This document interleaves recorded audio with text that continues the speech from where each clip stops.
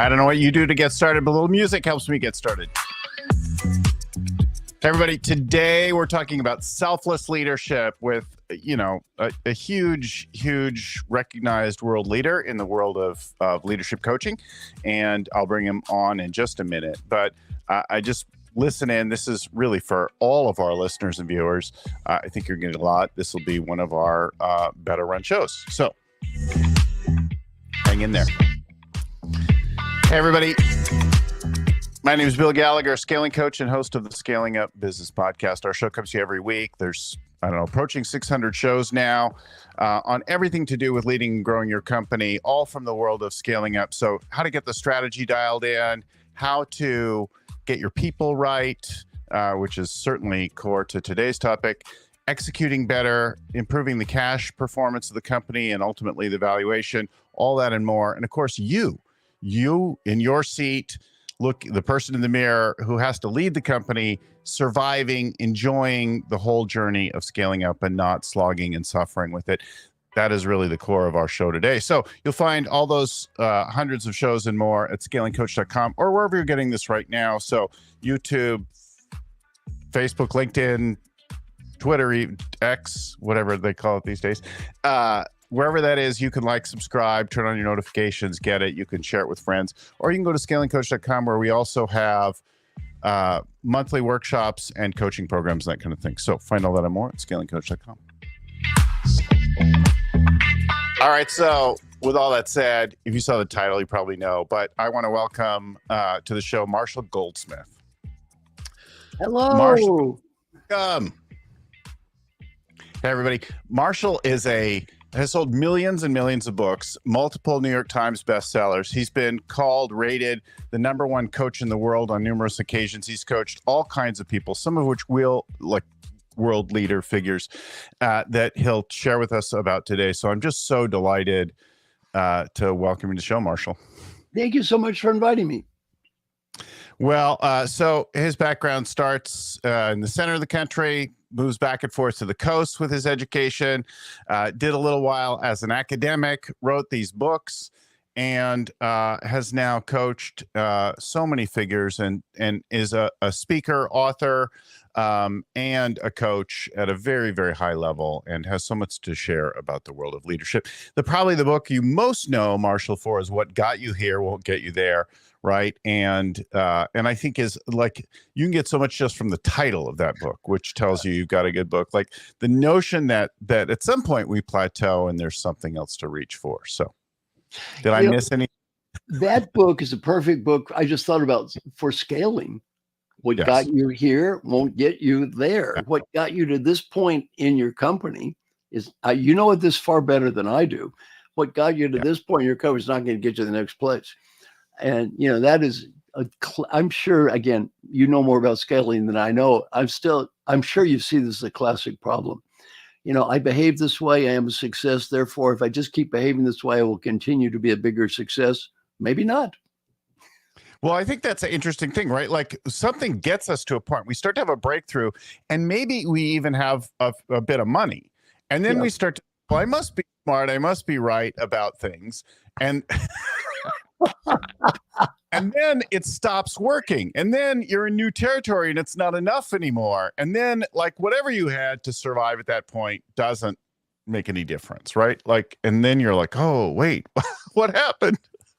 And as you said, the title of the book itself is good for people that you interface with, because the title is an ongoing reminder of what got you here won't get you there. What got you to this level as an entrepreneur is not going to scale a business for you. One of your other book titles I'm reminded of in this conversation as well. It's at some point, I know that when I look in the mirror and that I've had a drop in performance or a breakdown or an upset, I think, God, I've lost my mojo. How do I get my mojo back? And I, when I'm talking to leaders, sometimes I'm like, wow, this is not the leader I started coaching. What happened? Where'd your mojo go, baby? Let's get your mojo back. And that is not a term or a thing that people always think about, but there is a moment where we stumble, right? It doesn't work anymore. And, I define mojo. That was my New York Times bestseller #2. I define mojo as that positive spirit that starts from the inside and radiates to the outside. Mm-hmm. Well, it's a positive spirit about what you're doing now. And it's very important because leaders like the leaders you work with can lose that. And, they were excited, motivated, enthusiastic. And now all of a sudden they're not that individual doer anymore. And they have management and they have people and all these things. And if they're not careful, exactly what you said, they can lose their mojo. So there's a couple of things I want to talk about like we like to tell real stories about real people, real companies that happen, or at least even if we keep them anonymous to bring some reality to it. I'm unlike most coaches. I'm more than happy. All my clients are known. The old days of coaching was you can never mention the names of your clients. I never liked that. You know why? What, are they ashamed or something? My clients are not dysfunctional people. These are great people. By the way, you look at my last book, The Earned Life, look at the first 6 pages. They're my clients. It's not some secret. Yeah. Real. So, well, let's talk about one. Alan Mulally. Just a small name, right? And just not to assume anything, Alan Mulally, former Boeing CEO, former Ford CEO, remarkable career, actually originally from Oakland, California, but grew up in Kansas and rose through as an engineer in the ranks and really an extraordinary leader in modern times. And was one of the folks you coached. And there are a few stories about him that I've heard and share with our clients, but I'd love to hear how did you get started working with him? What was that like? What are you left with, Well, I met Alan many, many, many years ago, and it was before he went to Ford, and brilliant engineer. And in my coaching for 45 years, I didn't get paid if my clients didn't get better. Better's not judged by me or them, it's judged by around them. So, you get paid for results. You learn a little bit of humility here. And so I'm working with Alan. It becomes ridiculously obvious that I'm going to get paid and he's going to get better. I think I could have spent maybe an hour coaching him and the game was over. He figured it all out. He said, I do this and this and this. Leaves it. Yeah. And I get better. Yeah. He said, I built an airplane. That's very complicated. I can do this. So, of course, Alan improves. And then after about 3 months, I said, Alan, we got to perk this up. I'm charging Boeing lots of money here, and I can do something to justify my value. He said, why don't we have everyone get better? Yeah. Then he just rolled what I did down to the next line. And then he goes to Ford, of course, and his stock went from 101 to 1840. He was the CEO of the year in the United States, and 97% approval rating for every employee in a union company. I love Alan. So I talked to Alan. So Alan, we're working on a book together now. He's a great friend of mine. So I said to Alan, when I was younger, Alan, of all the people I've ever coached, you improved the most and I spent the least amount of time coaching you. Now I said, Alan, I made a chart here. On one dimension, it's called time spent with Marshall Goldsmith. The other dimension is called improvement. There seems to be a negative correlation here between spending time with me and getting better. Now I said, Alan, the way this chart looks, if you never met me, you'd really be good. I said, what should I learn about coaching from you? Now he told me 2 lessons that changed my life. If everyone listened to learn anything today but these 2 lessons from Alan Mulally, this is a good call. He said, lesson number 1, your biggest challenge as a coach is called customer selection. You work with great people, you win. You work with the wrong people, you lose, man. You got to work with great people. And 2, never make coaching about yourself and your own ego and how smart you think you are. Make it about the great people you coach and how proud you are of them. Then he said, as a CEO of Ford, my job ain't that different. I don't build the cars, design the cars, sell the cars. I've never been in a car factory before. Every day I told myself, it's not about me, it's about them. Well, it's hard for the people you work with who are smart people, often founders. It's been all about me. I let it go. Now, you mentioned I got ranked number 1 coach in the world. Why? Nobody knows I'm a good coach or not. I can't say I'm the best coach in the world. I can say one thing with certainty. I get the best clients in the world. You work with the people I work with, you're going to look pretty good. Yeah. There's like a correlate to that. Somebody said that that like really great people know when to quit and when and to die young while their reputation is still intact. That it does bring up an interesting thing though. And I think there are a few stories from Alan Mulally that struck me really well. One of them, he talks about a senior leader who wasn't upholding the standards and things in their company meeting, and he talked to the guy, and the guy's like, "Yeah, I know, and I've been doing this. It's just really hard for me. That's the way I am." And he's like, "Okay, well, I totally get it." He's like, "Oh, that's great, right?" Like, see, Alan is not. He wasn't being judgmental. right. It's a very simple point he made. I'm very familiar with this story. It's a very, very simple point. He said, look, I'm the CEO of this company. Yeah. Here's the way we're going to act. Yeah. If I'm the CEO. Now, if you don't want to act this way, it's okay. Yeah. I'm not criticizing you, putting you down, judging you. Maybe I'm wrong. This is a decision I've made. And, if you don't want to do it, it's fine. I love you. You're going to have a great career someplace. It just won't be here. I think that's so great because, like, time and again, I hear CEO and we're talking about we're doing this or that, and they're all lit up. We're all in on this scaling up stuff, and we want to do daily huddles. But my team, they're not on board with it, so we're not going to do that one. I'm like, okay, who's the CEO? You're the boss.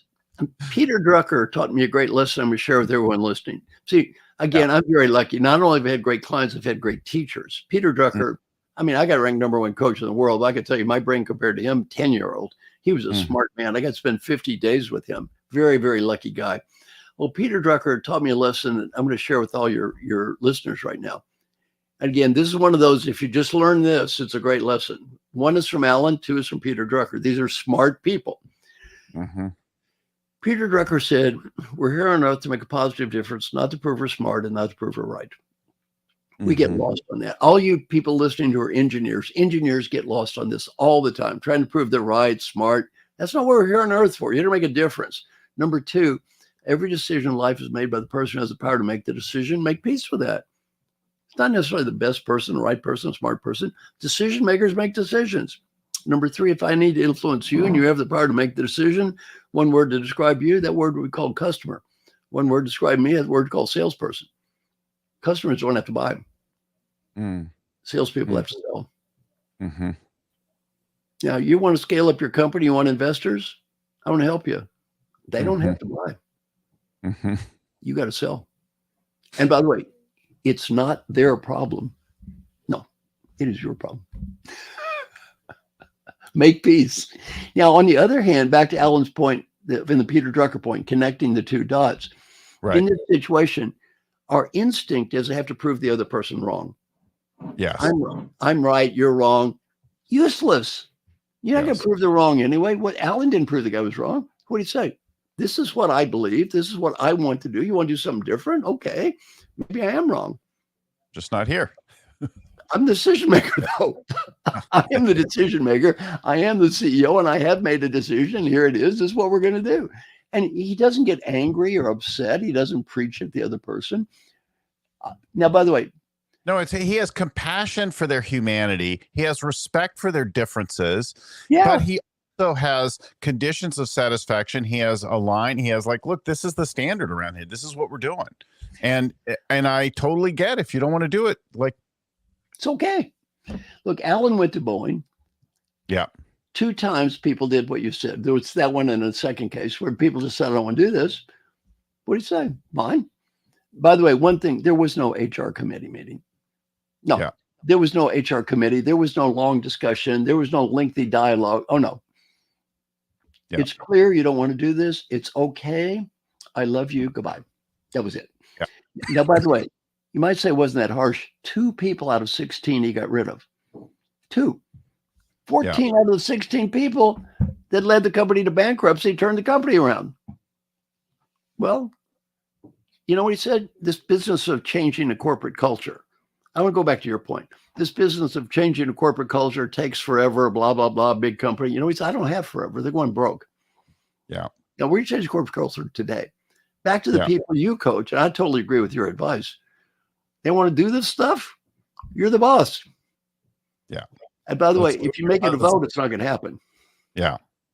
You make what? You make it a vote. It's not going to happen.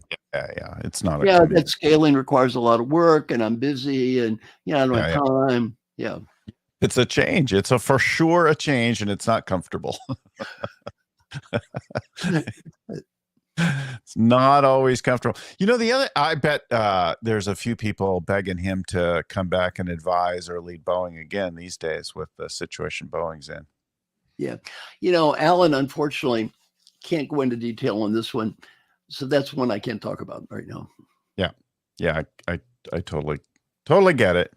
It's interesting that, you sometimes will discount the story of a company because it had a period and then it's in a different place today. But I think we can learn from GE. We can learn from Jack Welch. We can learn from Alan Mulally. We can learn from Boeing, even if the company is in a different place today and like that. Well, you made another good point about this CEO thing. Yeah. When you leave, you leave. Yeah. And you do not control the company when you do not control the company. Right. And you might say, well, if you create this blah, blah, blah, that's not real. The new person is going to come in. You know what the new person is going to do? What they feel like. Yeah. And look, again, this is not a secret, but Jack Welch said, what was the biggest mistake he ever made? His successor. Yeah. Well, hey, it happens. Well, I want to ask you about where coaching comes from, but I also want to ask you about leadership, results, and like goodness or whatever. I'm struck by something, and I'm curious what you'll have to say about it. But I look at a number of extraordinary leaders who've accomplished great things, who have like human flaws, like Steve Jobs created this extraordinary company, and there's this enormous legacy. But like, he probably didn't win Dad of the Year awards. Elon Musk is an extraordinary figure, getting all kinds of negative attention today, right? But certainly having produced things. Alan Mulally doesn't have any of that, Let's take Steve Jobs a case study. Okay. Yeah. Excellent case study. Yeah. Steve Jobs was at Apple, and he got fired. Yeah. He got fired. Okay. They brought him back. Steve Jobs, when he was at Apple originally, basically sent a message. Everybody's got to be an innovator. If you're not an innovator, you're kind of a loser. And everybody has to be this creative person. Remember, they had the ads kind of like, you got innovators and losers. Yeah, well, guess what? Who's the CEO of Apple now? Tim Cook, right? That's right. You know what Tim Cook is? Safi Bakal's a good friend of mine. He said we can break people into different categories. One's called artists and one's called soldiers. Tim Cook is a soldier. He's not an artist. But guess what? Yeah. Combined with combined with Steve Jobs, great team. Why? Came back, he had a soldier. He wasn't a good soldier. He's an artist. Well, great artist. Didn't work. Combine great artist with great soldier. Guess what? Now you've got a visionary and you've got an execution person, both. His mistakes when he was young is he put down the execution person. They were considered inferior. That didn't work. Yeah, he came back a changed person and led it to a whole new place, right? Apple was disruptive to begin with, but the Macintosh didn't thrive until much later. Yeah. Right. It was a great example. Yeah. So talk about where coaching comes from. And let me just tee it up and say, in business, a lot I hear, well, I want a coach who has done what I want to do. I can't be coached by anybody who isn't a billionaire or who hasn't led a multi-billion-dollar, taken a company public or whatever. Right. And I know you've coached all these extraordinary people, and that's not your background. And I think we get something wrong all the time. It certainly isn't true of sports. Why is that the case in business? What do you have to say about all that? Well, the first thing is coaching has become much more pervasive than ever. Yeah. So it's not like I find some shortage of people who want to hire me as their coach, right? So it's not really a problem. So coaching is much more pervasive than ever. You have to ask yourself, coach to what? You see, my mission is helping successful leaders achieve positive long-term change in behavior. Now, if you want to change behavior and you are at a very high level and you believe in it yourself and you will be supported, my coaching process is fantastic. Yeah. My coaching process will not turn a small company into a big company. I'm not an expert at strategy. I am not an expert at scaling. Yeah. See, that's you. That's not me. Yeah. Yeah. I'm not you. Well, yeah. it's not like I'm worse than you or better than you. We're different. You do one thing, I do another thing. Okay. In a way, you're a coach. I don't know how you define yourself, but in a way, you do coaching, right? Yeah. I could not do what you do. Mm. I'm not an expert on what you do at all. By the way, would not pretend to be an expert on what you do. On the other hand, you don't do what I do. It's okay. It's a really useful thing, and I think useful for our listeners, viewers to remember when you go looking for someone to help you in any domain. And I have had many coaches. I'm always looking for kind of the next coach for the next part of the stage of my life. But I've had a voice coach, speaking coach, writing coach, business coach, finance coach, coaching coach. Yeah, exactly. And they have different skills and different knowledge base. Yeah.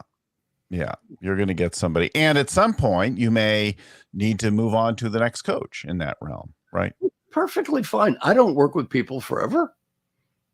For your whole life, right? No, I get bored. I mean, I've known Alan my whole life. We're still writing a book together. I've known him not my whole life, but 30, 40 years. We're writing a book together, right?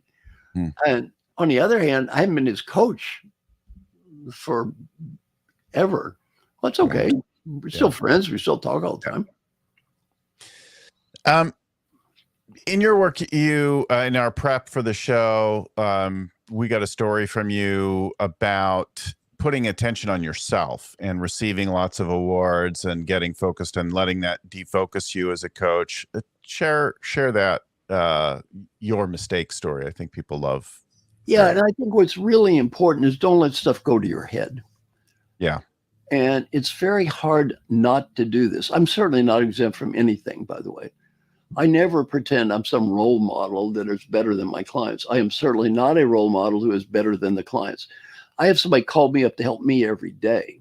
People ask me if I have a coach. I have somebody call me every day. My name is Marshall. I am way too cowardly and way too undisciplined doing this stuff by myself. I need help. You know what? It's okay. It's okay. We all get lost in our ego. I'll tell you a story when I was very young, even before I became a coach. I was very young. I was at UCLA. I was in this group with old Dr. Tannenbaum, who was the guru figure, and we're encouraged to talk about life. So I talk about people in Los Angeles. Oh, they're so screwed up. They ride around these gold-colored Rolls Royces. They wear $85 blue jeans, plastic, materialistic, shallow. I'm trashing people in Los Angeles. Given that I was brought up in Valley Station, Kentucky, I'm sure that may be the world's authority on everyone in Los Angeles, but, blah, blah, blah. After about 3 weeks, he looks at me, he scratches his head and says, "Who are you talking to?" I said, "I'm talking to everybody, I guess." He said, "Every time you've spoken, you've only looked at one person and seemed interested in opinion of one person. Who's that person?" I thought, "It's you." "Well, why me? There are 10 other people here." Well, I said, "I think you can understand the profound significance of what I'm saying about how screwed up it is to impress people and all that stuff. And that, I think you can really understand the deep significance of what I'm saying." So he just goes, "Is there any chance for the last 3 weeks you've been trying to impress me?" And I said, "Well, no." I said, "I'm very disappointed. I think you've missed the deep point. So I was trying to make it. I don't think you understood at all."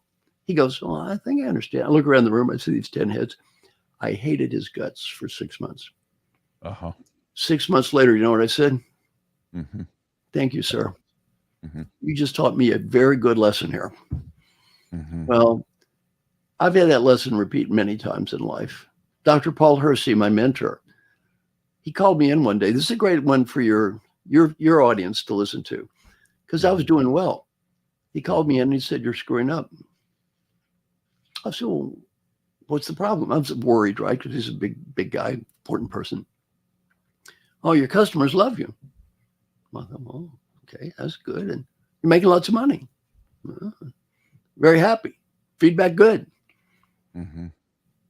He said, "You're running around like a chicken with your head cut off, repeating the same day over and over again, and you will never become the person you could be. You can be more than this." Yeah. He was 100% correct. Yeah. I never forgot that. You can be more. I mean, I'm putting words in your mouth, but to the best of my knowledge, that's your whole job. You can be more. Mm-hmm, mm-hmm. If they don't want to be more, is there any reason for you to exist? Yeah. To me, I think that's the fundamental premise of coaching, right? If you want to be more, which is why you get a coach, and then your coach has to consistently see you as more, even when you're not acting or looking like it, right? Like, I'm listening, I see that future you, and right, that's not what's in front of me right this moment. That's a great way to say it. I see the future you. It's not here right now. I see a possible future for you. You could get there. But what got you here won't get you there.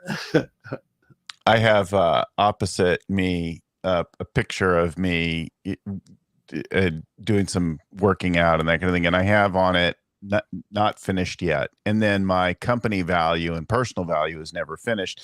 And for a long time, I've had the picture of Jack LaLanne on there. And Jack LaLanne's fairly dated now, but he was this old fitness guru from way back when who was like working out intensely into his 80s and doing extraordinary things. And I just love that idea of being at work on myself until I die. And the best clients that I have this notion that they're engaged in some quest for mastery, which means never being finished, right? Like, well, look, I don't think I'm finished. I'm 75.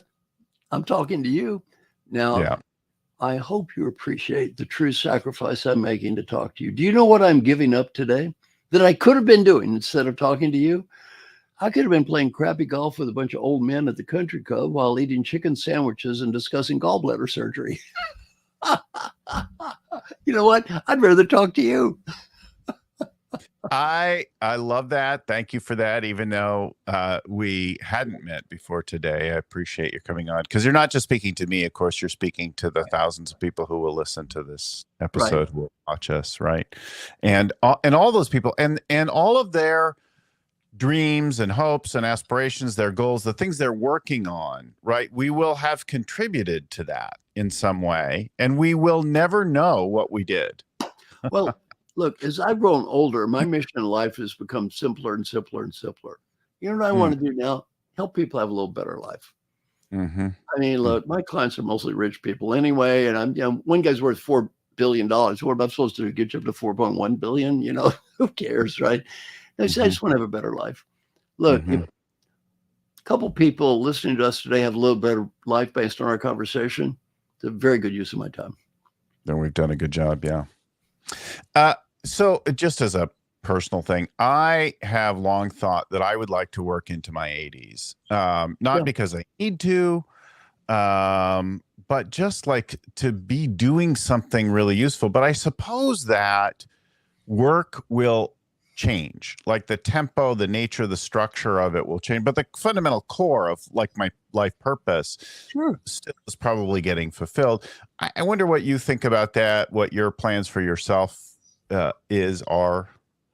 I have an advantage. I've done 8 programs with retiring CEOs, so I'm familiar with what are you going to do now, and I've seen it with them, and I'm going through the same thing. What I'm not doing is, I used to travel constantly. On American Airlines, I only have 11 million frequent flyer miles. I had a second home in New York, second home in Dubai. I mean, I've been to 102 countries. Well, you get older, I just can't do that like I used to. And the reason is, one, I could probably do it, but I don't want to overdo it. And, you know, it's not fair to them if I don't show up or have something happen to them. You get older, things happen, right? It could happen. I feel very lucky. I'm in great health now, but you can't count on that forever. And so I think you need to keep challenging yourself. What do I want to do next? And for me, I mean, I'm working on tons of things. I'm working on new book. I'm working on my AI project, which we can talk about. Fantastic project. And so I'm doing all kinds of new stuff. I think that's a healthy way to look at life. Now there's one thing you said that I'm going to give you some feedback. Are you ready for one thing you said was incorrect? Wait. Wait a minute. Here it comes. Are you ready for it? Oh, sure. Yeah. You said, I won't need to keep working. I won't need to. Yes, you will. You will need to. You know why? You won't need to for money. Yeah. You're going to need to for inside, though. I can tell you. I've spent enough time with you to tell you your odds on crappy golf with the old man at the country club and eating chicken sandwich. It's not going to happen. And a lot of these other guys, these old guys are married. First thing I tell them, your wife doesn't love you that much. Your wife doesn't want you lurking around the house all day. One guy said he retired and he walks down the stairs. You know what his wife said? Time to go to the office. Well, I don't have an office. I'm retired. So, she said, you have an office now, a nice new office, and here's your keys. And now you're going to go to your nice new office, and which is, by the way, not in this home. And you're going to meet your nice new secretary, who, by the way, is not me. So you go to your nice office. So he said, well, what am I supposed to do? She said, I don't care. But don't do it in this house. And then she said, I'll see you at 5. And she goes, no, 6. I said, make it 6. Well, I mean, come on. I can tell you, I've been around you long. You got too much energy. Your mind works too fast. You know, your odds on successfully coasting are 0. Well, it's funny because you opened that story talking about having houses in Dubai and New York and traveling too much. And I, 2 weeks ago, I was in Dubai. Last week, I was in Boston. Yeah. It was pretty close to New York. And then I was in Nevada this week. And I just noticed, like, I'm exhausted. And there are some weeks that I'm in 4 cities, and I am just like, this week I'm really feeling it. I'm like, okay, I need to in 2025, it's time to shift a little bit my tempo and that kind of thing. I've got somebody texting me this morning about meeting in New York or London, and I'm like, oh, really? Do I have to go somewhere again? Like, how can I modify that? Good. Get that? Yeah. Well, a couple that we're going to get to the AI thing. Before we go there, why don't you talk to us about working with Frances Hesselbein at the Girl Scouts? Well, you mentioned that, people like stories. So I'm going to tell you a story about her. 1, Peter Drucker said she's the greatest leader ever met. Yeah. 2, I feel so blessed to have known her at all. She's one of my best friends in the world. I was her great friend till she died at 107. I gave the speech at her funeral, just love her. And always up and positive. I want to tell you one story about her for everyone listening that captures to me, this is one of the best leadership stories I could ever tell. So I'm a volunteer when she was CEO of the Girl Scouts. Yeah. So she asked me to do a speech or talk for the top women in the big cities, New York, Chicago, LA, big cities. Yeah. Very distinguished women, by the way. So I said, Frances, I'd love to do this. I'm booked every day of the week. The only day I could do it is a Saturday. She said, you know what? You work on Saturday. We work on Saturday. I said, well, thank you. I'm happy to do it. I'm embarrassed to say, though, I'm in a different city every day. And I got to get my laundry done. And is there any way that I could get my laundry done maybe? And then when I leave, I'd have clean laundry. I mean, it's embarrassing, but you got to get your laundry done sometime. She said, not a problem. We have laundry facilities. So I said, what do I do? She'd take your dirty laundry, put it on a pile on the floor. And I'll have someone pick up your laundry, take it to the laundry place. You get done working, everything is clean, life is good. She said, it's the least, I'm a volunteer. She said, it's the least I can do. You're volunteering your time. Are you kidding me? I'm happy to get this done. The next morning, I'm having breakfast. CEO of the Girl Scouts in, New York, Chicago, LA, big cities. We're having breakfast. I look up, walking down the hall, carrying my laundry, dirty socks, dirty underwear, Frances Hesselbein, the CEO, in front of everyone. They all saw her. She didn't say a word. She did not say one word. What was the message she gave about servant leadership? Yeah. How about humility? Yeah. Yeah. She didn't have to talk. That was her. I would start crying when I tell a story. It's a very touching story. Yeah. Being selfless, being humble. Yeah. Take service of something that you care deeply about. Yeah. You can't fake that either. The lives. Yeah. Yeah. Yeah. So anyway, just a great person. I feel very blessed. Yeah. Just an amazing, amazing human being. Yeah.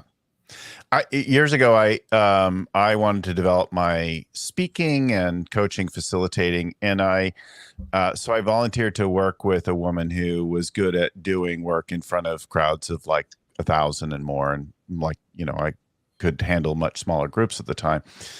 And she said, "Okay, well, you could be like essentially my personal attendant for this week, and like do that kind of thing." And I'm like, "Okay, so great." So she said she had a few things. I don't remember all of them right now, but she was like, you're carry my lipstick and then offer it to me frequently so I can make sure that my lipstick is on and good.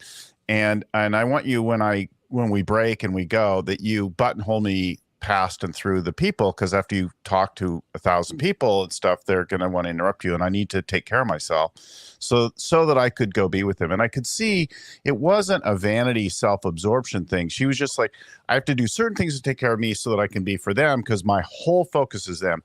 And so I worked with her and put all the attention on making sure she was taken care of so she could put her attention on them and not on taking care of herself and the whole thing. And I got through the end of this thing, and she's like, "So what did you get from this?" And I said, I could just see the whole time how you sitting in there were just completely for them. And you'd set up the environment in yourself with people like me and the whole thing so that you could just be for several days with 1,000 people. And right. I like got trained by that, right? By carrying somebody's lipstick, right? And running interference for them. I got to where I could be on a stage and work with 1,000 people at a time. And, from that, right? That's a great story. Now, I got a question for you. I'm curious about you and the people you deal with, which is, again, your people are similar in some ways, different than others than most people I'm used to dealing with. All right, so I have a question for you. In my book, What Got You Here Won't Get You There, I talk a lot about overselling. Yeah. Winning too much, trying to be right all the time, letting go.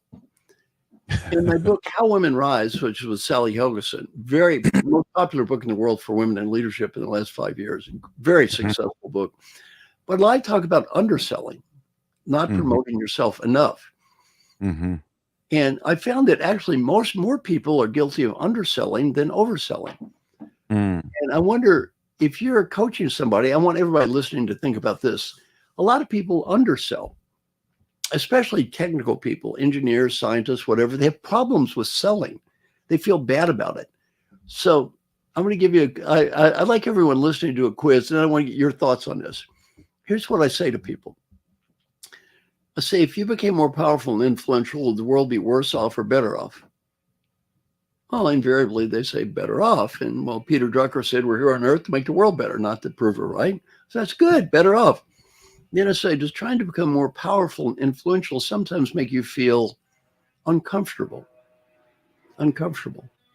A lot of people say, yeah, it makes me very uncomfortable. So then I say, okay, that's nice. What's more important to you? Making the world a better place or being comfortable? Choose. If you'd rather be comfortable, fine, be comfortable. Don't complain about it, though. And don't brag about how self-effacing and humble you are when basically you lack guts. The humble brag? Yeah. For me, it lives like comfort and discomfort are swings of the pendulum. It's like there's a time where I'm like, you know what? We're going to sit on the couch now and I'm going to watch all the episodes of this today. And we're going to throw today to TV and comfort food because I've just spent, several weeks doing something else. So it feels like there's times to be both uncomfortable and comfortable. I'm going to go do something now. I'm going to engage some training to be uncomfortable. Then I'm going to go do something that's comfortable. Like it's an oscillation but there's conscious intention with it. Let me ask you a question about the people you coach. Yeah. The people you coach, would you say their natural tendency, if you had to pick a default reaction, is oversell or undersell? It varies significantly by the role. So I'm coaching the whole C-suite most of the time. Yeah. And there are people on it who will be oversell. They will there are people in persuasive evangelical kinds of roles. Right. and they raise the money, they sell the goods. They will tend to be more like that. And then there are operation people who undersell things. Right. So I would say it's both. It's both. Yeah. It's interesting because I'd say most coaches, by the way, undersell. They make no money. The median income for somebody doing what they call coaching or life coach is $35,000 a year. So they make no money. Terrible salespeople. Yeah. And they're good people. They just undersell. People I deal with in my coaching, my work, their problem is that none of them need to go through a assertive training program. By the way, women or men, they don't need the assertive training program. They can sell. Yeah. I would say I don't have any trouble at all being assertive, being persuasive, being selling, but I do have an Achilles heel and something that I work hard to make sure that I have listened and then I have relationship first. Good. Because I will tend to be smart enough and arrogant enough to think I already know and understand something. And I probably do like 95%. But even if I am 100% right, I don't yet have relationship with the other person. So I'm like talking to like whatever. And if I don't catch myself and manage that tendency, I will just fill the silence and I'm not selling effectively or coaching. Very good example. One thing that I teach is called the daily questions, where you write down a series of questions to represent what's supposed. One of my daily questions over the years is, how many times yesterday did I try to prove I was right when it wasn't worth it? I don't see too many zeros on my scorecard. Kind of hard for that old professor not to be right all the time. So maybe you're a little bit like me in that sense. It's hard sometimes. Yes. And there's something to manage over time. Like it gets in the way. And I'm 60 now. So I've been doing it a little while. That's good. Those habits. Well, talk to us about the AI project. What have you done there? I think it's really cool. Well, it's really interesting because let me just give you 1 second here. Yeah. Give away my material because I believe in the power of generosity and teaching, which are two of my core values. By sharing my knowledge and resources freely, I am able to help others grow and develop without barriers. This approach not only aligns with my personal philosophy, but also creates a ripple effect of positive change. It's a way of paying it forward, honoring the wonderful teachers and heroes in my life who have given so much to me. Through initiatives like my 15 Coaches Project, I have the opportunity to give back and invest in the future of others, just as others have invested in me. Well, to me, that was my AI talking, of course. So what I've done is I have tried to teach everything I know to my computer bot. And it is ungodly how good it is. Now, my goal was it would be able to answer 80% of the questions as well as me, right? It can answer any question better than me now.